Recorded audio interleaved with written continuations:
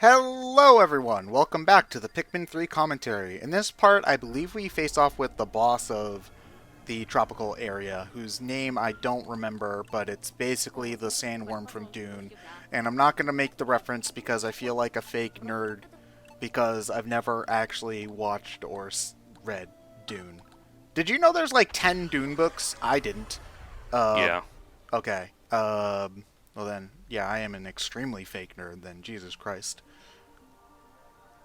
I mean, they were released well before you were born, Ted. Yeah, but apparently if you're a nerd, that means that you have to know everything about every sci-fi book that was ever written, even if it was released 10 years before I was born. Because that's just how it is, apparently. I'm the weird guy who actually reads Asimov, so. Oh, why is that weird? Because that shit was from like the 20s and 30s and crap. How dare you? Did he, like, date his stuff, like, say, in the year 1994? We will have jetpacks. He didn't give like specific years, but kind of gave vague references. Okay, which is probably the best that you can do if you're trying to actually... It's more a matter of there's no point trying to be exact when you're going down that level of time scale, so why bother? Yeah.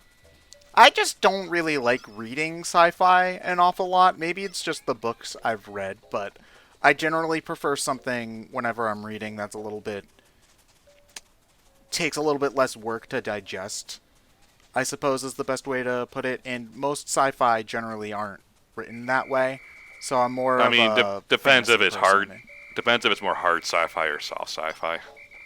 Yeah, I guess that makes sense. I feel like most of the time, though, when people are recommending sci-fi, they are recommending hard sci-fi because... Well, if you're reading it, it's yeah. probably more hard sci-fi. Yeah. Because for the soft sci-fi, you're mostly getting TV shows and crap. Yeah. Also, a lot of the soft sci-fi that's being written right now is YA. And even though personally I prefer something a little easier to read, I can't go and read YA now. What, you mean you don't want to have another story about a plucky young teenager who does the impossible by taking down the evil, corrupt government that no one else could do by just being themselves?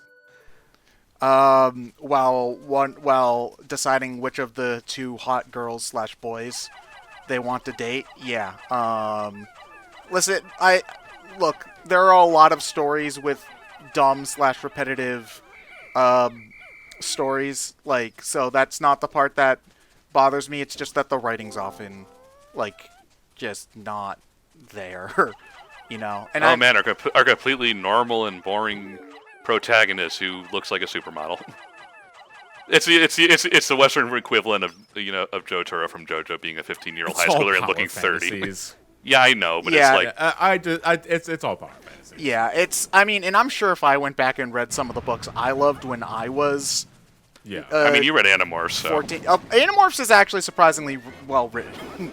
And also, that's straight up kids book. That's not It YA. shouldn't have been kids. It shouldn't have, I agree. But it is. Get them while they're young, I always say. Misery builds character. I mean, that was the Don Bluth philosophy, so... Yeah, but yeah, I'm sure if I went back and read a lot of the crap I read when I was 14 years old, it probably doesn't hold up great either. So, I'm not gonna... What are you talking about, Ted? Electric Tail of Pikachu holds up remarkably well for being drawn by an anti-artist. Wait, Electric Tail Pikachu was actually a hentai artist? Well, drawn by one, yes. Okay. That's why Jessie and Missy look the way they do. Wait, the anime designs were based off of Electric Tail Pikachu? No, the Electric Tail of Pikachu is a very short manga before like the Adventures manga became a thing. Yeah, I know that much. So the artist for that series, I believe, worked on hentai before that. Wow. I mean, so that's why Jessie and Misty are like ridiculously booby in that version. Even though Missy's supposed to be like what, 12? Yeah. I mean, that's not that uncommon. Like Azumanga Daioh, he did hentai before doing... Well, he also did doujins. He also did... Like, isn't that, like... That's fan work. Oh, specifically fan work, okay. Yeah, so for Kyohiko Azuma, you can find, like, his Sailor Moon stuff. Okay, I don't know if I want to see that, though. It's actually not bad. Okay. Not bad as in it's good porn? It's not porn. It's not porny. Oh, okay. Because, I mean, there's two different ways you can read that. That situation. Alright. Also, this boss is cool. I really do like I like the bosses in this game a lot more than I like a lot of the bosses in Pikmin 2. Well, they're designed around being actual bosses and not just a random thing you have to beat up. Yeah, I mean, I guess the problem with Pikmin 2's bosses isn't necessarily the fact that they're bad on their own merits, because a lot of them are interesting, the designs are cool, and what they have you do is neat. It's often just that it's really annoying trying to deal with them at the end of a several floor-long dungeon. You know, you're out of Pikmin and you're tired, and even if the boss is interesting on its own merits, you're just done with shit. Oh yeah, I think that's Behold the glory of the Nokia flip phone. Not only can it survive the apocalypse and being eaten, it also survives being in the digestive juices of whatever the fuck this thing is. It's also still on. Yeah, the battery life is phenomenal. Like, that's the first thing I noticed, that it's still on. I mean, remember, back in the day when you had your own old flip phones, you'd leave that thing uncharged for like 3 days before you needed to do that. I'm assuming you didn't use it at all. No, even if you were texting a lot on it, you were still getting a good... I guess because there weren't as many apps, yeah. Yeah, you were still getting a good 2-3 days there of weren't charge. apps, but... Hey, you could play Bejeweled on it. That's an app. Like, the only thing you were using it for was, like, whatever simple games it came with and maybe downloading a new wallpaper. Yeah, I could play Sonic 1 mobile that had Green Hill and nothing but. I really wonder what employees' ferrets those are, though, because you know that's the case, right? Yeah. Yeah, it's likely someone's favorites. Yeah, man. I miss flip phones. Wait a minute. It's a stock photo. You can still see the PNG checkerboards on the back.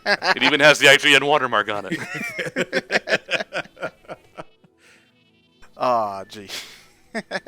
Never forget Okami's Wii version. Isn't the version with the IGN on it more expensive now than the reprinted Well, version? because they realized what they did wrong and then Yeah. reprinted it. Oh no! That's the same. Final Fantasy VII has something like that too, right? Where the misprint makes it more expensive. Right? I mean, there's also Resident Evil Revelations. Revelations, yeah. I really And, regret not picking that up. My recent favorite, and I had my buddy Linky ship me a copy of it, of Mega Man Zero Collection on the Switch. Megan Man. Megan Man? Yeah, there's an N at the end of Mega. So when I heard about that, I needed, like, please ship me one now. Super now fighting robot. Megan Man. Megan Man. Super fighting middle-aged mom. Megan Man. Megan Man. Oh, you see, whenever I hear I think of like a middle schooler when I hear the word Megan. Oh wait, no, actually, what I think of is Megan. Although I think you two are probably a little too old for Drake and Josh, if I had to guess. Yeah, because I saw like a few episodes, but not that many. Yeah, no, I was probably... Yeah, you two are both like 5 or 6 years younger. I remember the older than Game Sphere episode. But Game Sphere! it's spherical! Drake and Josh was like the next gen Keenan and Kel, because Keenan and Kel is the one I watched. Yeah, Well, yeah, basically, Keenan and Kel that's is what my... it is. Yeah, I'm closer to Keenan and Kel than I am to Drake and Josh. Yeah, I was probably the right age for it, because it felt more grown up, but it was still Nickelodeon feeling. So yeah, I mean, my first exposure to them was Amanda Show. So. Oh yeah, they are on Oh, yeah. they are on Amanda Show, and they are pretty good in that as well. I miss Amanda Show. That was also a very good show. Also, Olimar cares about his family and shit. But he keeps coming here. Listen, oh, okay, that was a dumb move on my part. Look, the Pikmin 2 first cutscene, he literally comes back from almost dying, and then before even being able to go home and say hi to his wife and kids, his boss makes him go back to the planet he just escaped from. So I'm not putting the blame on Olimar for that one. At that point, you just quit. You just say, "I quit," and go home. I don't Maybe know. that's the only job available on that planet. Yeah, I don't know what else other work he can do, because, I mean... I'm sure there are other transport companies. Yeah, but would any of them hire Olimar with his driving record? I mean, it wasn't his fault he got hit by an asteroid. It was definitely his fault the other 17 times he crashed that stupid thing. They saw him in Smash Brothers. That's his final smash, is dropping that stupid spaceship. Fine, he can make a living being an underground MMA fighter. We're making a lot of assumptions on Planet Hakatate here. We know very little about it other than they eat vegetables. And they're also That's really it. stupid. Yeah, they eat vegetables, they like treasure, and they're not super smart. That's all we really know about Planet Hakatate. I still want the Pikmin Metroid crossover where you see Olimar and Louie like exploring a planet, and then suddenly a giant orange foot just comes down and smashes their ship, and then Samus just starts like doing a Metroid playthrough. Yeah. I mean, all the space Nintendo franchises probably should cross over at some point between Metroid, F-Zero, Pikmin, Star Fox. I mean, almost all of them have aliens. Like, even Zelda has aliens with what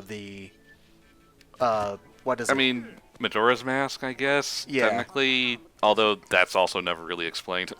I mean, I always found that more as a joke about the whole aliens abduct cows thing. yeah, probably. Also just Termin is weird. Yeah, although apparently it's not a real part of Zelda land, it's just an alternate dimension. So I mean, whatever. that's what they explain it as, so.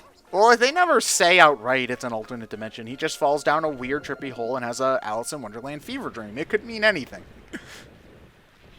What, does he pass a Willy Wonka boat from the tunnel scene on the way there? He honestly probably could have, and it would not make things make any more or less sense in that game's instance.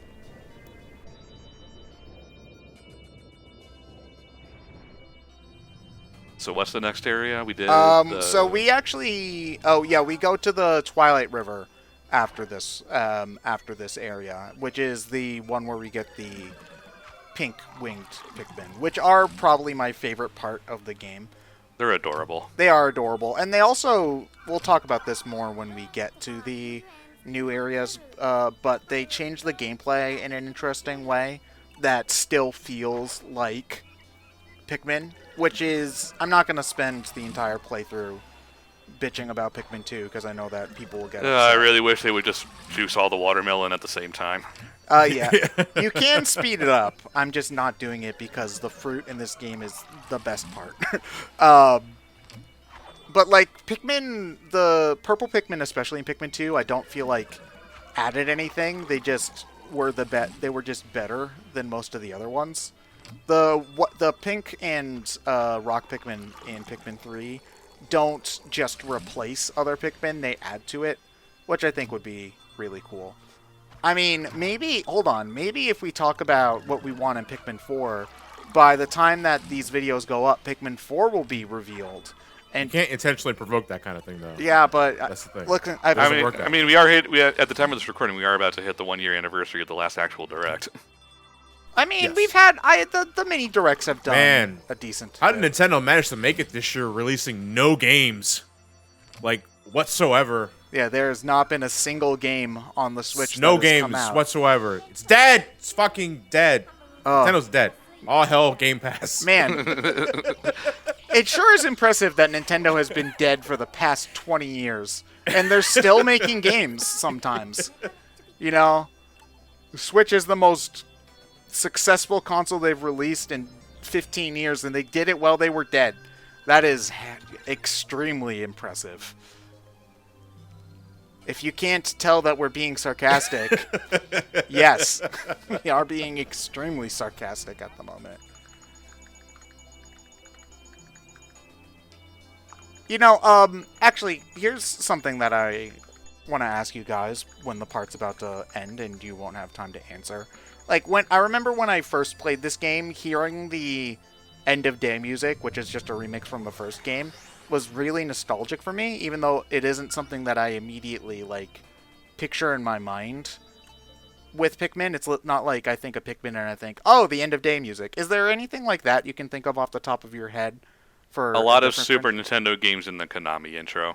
Oh, Thing. okay, that makes sense, yeah. Like an audio track that elicits a emotional response, you mean? Yeah, but not like, oh, Green Hill Zone, oh, Mario 1-1 theme, something that, like, if you heard it, you would be brought back in time, but it's not something that's like... Oh, also the Mario 64 end of race music. Mario Kart 64 end of race music, sorry. Oh, dude, I haven't thought about that in forever. I'm actually going to look that up right now. All right, bye. Bye, everyone. We'll see you guys next time.